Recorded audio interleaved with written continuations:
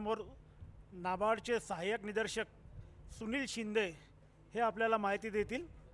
मी सुशील शिंदे यांना विनंती करतो की त्यांनी मंचावर येऊन त्यांचं विचार व्यक्त करावे।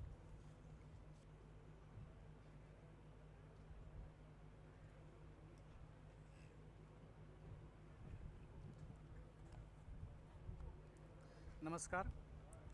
NCDC मार्फत आपणा सर्वांचं हार्दिक स्वागत।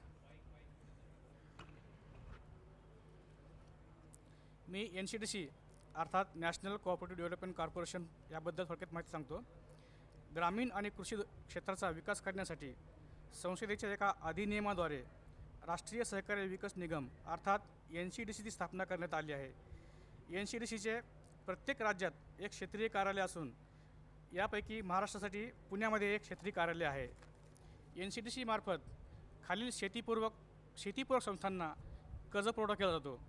त्यापैकी एक साखर उद्योग, dairy, poultry, spinning mill, powerloom, मासेमारी, गोडाऊन, तसेच लेबर कोऑपरेटिव्ह, हॉस्पिटॅलिटी, टुरिझम, ट्रान्सपोर्टसाठी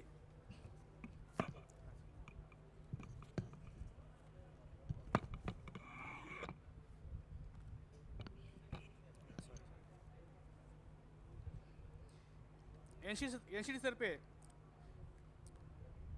जे आर्थिक ऋण दिले जाते त्याची 5 श्रेणीमध्ये विभागणी केलेली आहे। त्यापैकी एक व्यवसाय विकास, पायाभूत सुविधा निर्मिती, कृषी प्रक्रिया, एकात्मिक सहकारी विकास योजना आणि ग्रामीण भांडारण योजना। NCDC मार्फत 2 प्रकारे कर्ज पुरवठा केला जातो। त्यापैकी एक राज्य शासनामार्फत आणि दुसरा डायरेक्ट फंडिंग। डायरेक्ट फंडिंग मार्फत ज्या संस्थांना कर्ज पुरवठा दिला जातो त्यांनी खालील बाबींची पूर्तता करणं आवश्यक असतं। त्यापैकी एक संबंधित सहकारी संस्था कमीत कमी 3 वर्षापासून कार्यरत असावी। सहकारी संस्थांचा नेटवर्क पॉझिटिव्ह असावा। मागील 3 वर्षापैकी संस्था कमीत कमी 2 वर्षे नफ्यात असावी। कर्जाची मर्यादा 3 ते 8 वर्षे असते आणि व्याज आकारणी ही 6माही पद्धतीने आकारली जाते। कर्ज प्रस्ताव 80 लाखापर्यंत असेल तर तो प्रस्ताव क्षेत्रीय कार्यालयामध्ये पाठवला जातो।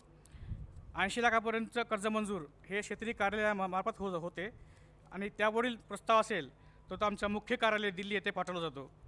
लोन ॲप्लिकेशन फॉर्म हे आमच्या NCDCच्या वेबसाईट म्हणजेच www.ncdc.in वर उपलब्ध आहे।